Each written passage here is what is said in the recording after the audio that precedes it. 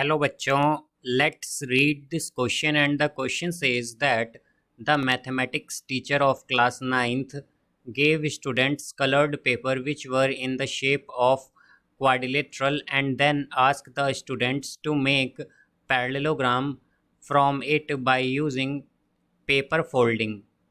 First, if angle RSP is equal to 30 degree, then angle RQP is equal to A 150 degree, B 80 degree, C 50 degree and D 30 degree.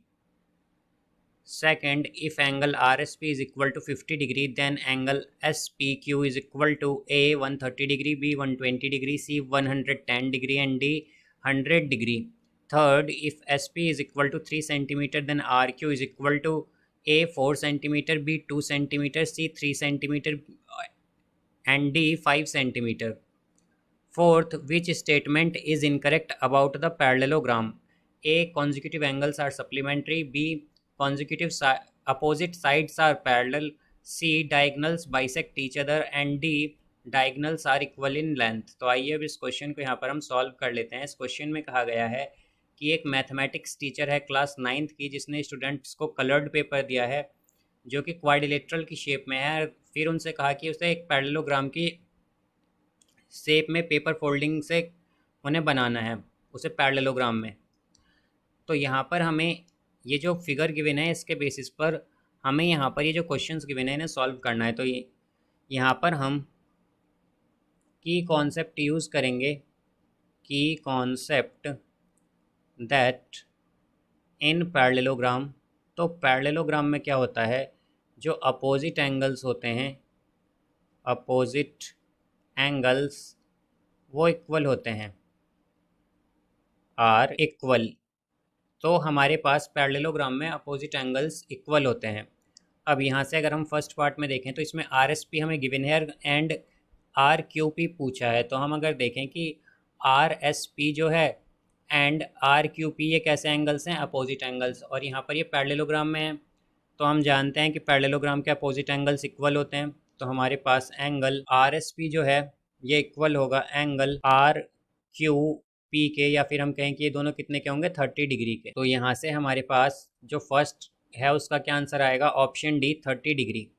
अब इसी तरह अगर हम second देखें तो इसमें पूछा गया है हमसे कि आर एस पी तो 50 डिग्री है, तो हमें एस पी क्यू बताना है। अब यहाँ पर अगर हम फिगर में देखें तो आर एस पी जो है एंड एस पी क्यू जो है ये दोनों कैसे हैं, एडजेसेंट एंगल्स हैं, और एडजेसेंट एंगल्स का सम हमारे पास पैरेललोग्राम में 180 डिग्री होता है। Sum of adjacent angles in parallelogram is 180 degree. तो ये एडजेसेंट एंगल्स हैं तो इनका सम 180 डिग्री होगा। तो हमारे पास क्या आएगा, angle R S P plus angle S P Q is equal to 180 degree. अब यहाँ से हम अगर देखें तो आर एस पी क्या है, 50 डिग्री। तो 50 degree plus S P Q is equal to 180 degree. तो यहाँ से आएगा angle S P Q is equal to 180 degree minus 50 degree. तो ये होगा यहाँ से angle S P Q is equal to 130 degree.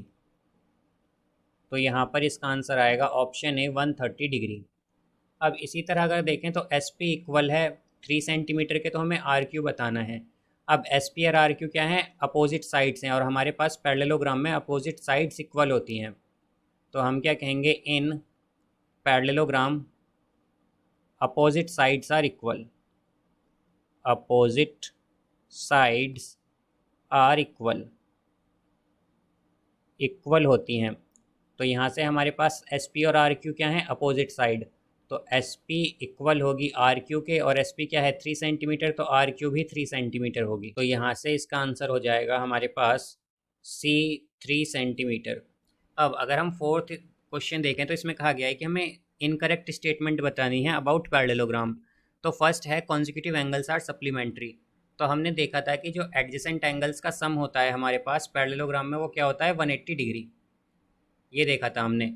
तो एडजेसेंट एंगल्स और कॉन्जिक्यूटिव एंगल्स बेसिकली सेम ही है। तो हमारे पास क्या कहेंगे हम कि जो सम है इनका वो 180 डिग्री होता है, तो जब हमारे पास दो एंगल्स का सम 180 डिग्री होता है तो उसे हम सप्लीमेंट्री कहते हैं यहाँ पर। तो यहाँ से हम क्या कहेंगे कि स्टेटमेंट फर्स्ट हमारी ए जो है ये करेक्ट है, बिकॉज जो कॉन्जिक्यूटिव एंगल्स हैं उनका जो सम है वो हमारे पास 180 डिग्री होता है, या हम कहें कि जो कॉन्जिक्यूटिव एंगल्स हैं वो सप्लीमेंट्री होते हैं। अब ऑप्शन बी में कहा गया है कि अपोजिट साइड्स आर पैरेलल। तो हमने देखा था कि हमारे पास पैरेललोग्राम में अपोजिट साइड्स क्या हैं, इक्वल होती हैं, और हमारे पास यही प्रॉपर्टी होती है कि अपोजिट साइड्स पैरेललोग्राम में इक्वल भी होती हैं और पैरेलल भी। तो ऑप्शन बी भी करेक्ट है। इसी तरह अब सी देखें तो इसमें कहा गया है डायगनल्स बाइसेक्ट ईच अदर। तो ये हमारे पास करेक्ट है, बिकॉज जो पैरेललोग्राम में डायगनल्स होती हैं वो बाइसेक्ट करती हैं एक दूसरे को। और जो फोर्थ स्टेटमेंट है इसमें कहा गया है डायगनल्स आर इक्वल, तो हमारे पास पैरेललोग्राम में डायगनल्स इक्वल नहीं होती हैं, तो ऑप्शन डी इसका हमारे पास आंसर होगा, बिकॉज ये इनकरेक्ट स्टेटमेंट है about parallelogram. So I hope you understood it well. Best of luck. Thank you.